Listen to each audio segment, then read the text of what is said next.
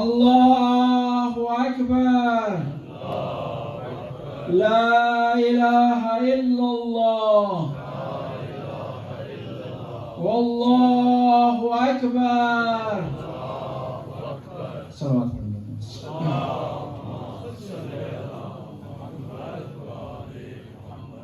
عید قربان کا دن حضرت ابراہیم کی یاد ہے. دو عیدیں اسلام میں مشہور و معروف ہیں. ایک عید فطر، خوشی اس بات کی ہے کہ انسان بندگی میں اطاعت میں کامیاب ہو گیا ہے اور اللہ کی بارگاہ میں اسے خوش ہونا چاہیے کہ خدا نے اسے توفیق دی، اس نے روزے رکھے.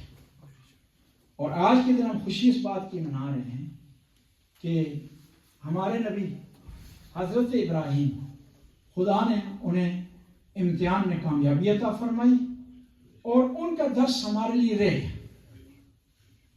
قربانی کی لمبی تاریخ انسان کے ساتھ چلی ہے. قربانی سب سے پہلے قربانی اللہ کی طرف سے قبول ہوئی حابیل کی. حضرت آدم نے اعلان کیا کہ میرے بعد میرا جانشین حابیل. قابیل نے اعتراض کیا تو اللہ نے کہا جب تم اعتراض کر رہے ہو تو علم بھی تو نہیں بچا تھا پچھلے جگہ دے دے اس کو نا، جگہ دے دے بچے کو بیٹھنے. اعتراض کیا کہ مجھے کیوں نہیں بنایا گیا. اللہ نے کہا امتحان لیتے ہیں، ٹیسٹ لیتے ہیں، آزمائش لیتے ہیں. کیا آزمائش دی جا رہی ہے کہ دونوں قربانی پیش کریں، اللہ کی بارگاہ میں تحفہ پیش کریں، اور جس کا تحفہ اخلاص سے بھرا ہوگا اس کا تحفہ قبول کر لیا جائے. حابیل نے اخلاص سے پیش کیا، قبول ہو گیا. قابیل نے اخلاص سے پیش نہیں کیا، رد ہو گیا. اس کا مطلب یہ ہے کہ قربانی کی چھوٹے اور بڑے ہونے میں قبولیت سے اس کا کوئی تعلق نہیں ہے. پیسے زیادہ خرچ کرنے میں، کم خرچ کرنے میں قبولیت کا کوئی تعلق نہیں ہے. قربانی کو پورے بازار میں گھمانے یا گھر میں خفیہ رکھنے کا اس سے کوئی تعلق نہیں ہے. تعلق دل سے. قرآن کہتا ہے، اللہ ارشاد فرماتا ہے کہ تمہارا گوشت اور ان جانوروں کا خون اللہ تک نہیں پہنچتا. کیا پہنچتا ہے؟ تقویٰ پہنچتا ہے.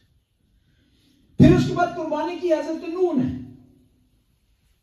طوفان کے بعد شکرانے کے طور پر کچھ جانور ذبح کیے. پھر باری آئی حضرت ابراہیم کی.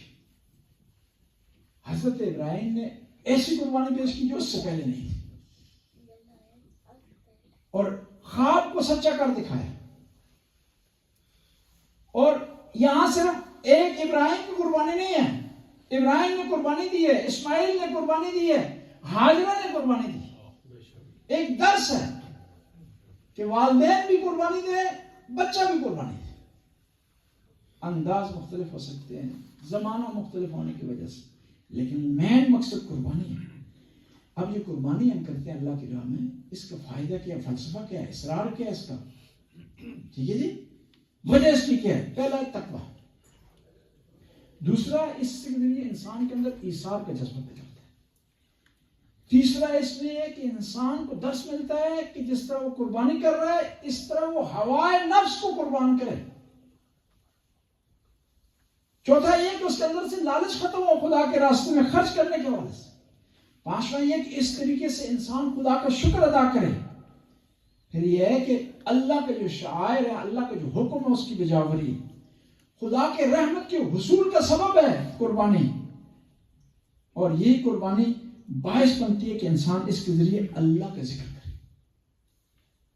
اور اس کے علاوہ ایک اور مقصد یہ ہے تاکہ اس دن وہ لوگ جو کہ سارا سال اللہ کی ان نعمتوں سے فائدہ نہیں اٹھا سکتے جس سے آپ اٹھا سکتے، ان تک یہ نعمتیں پہنچ جائیں.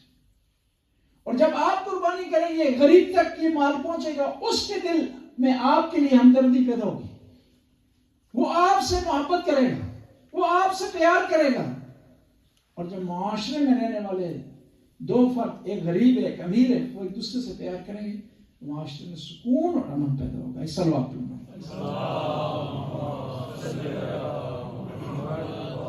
اللہ أكبر الله أكبر الله أكبر لا إله إلا الله والله أكبر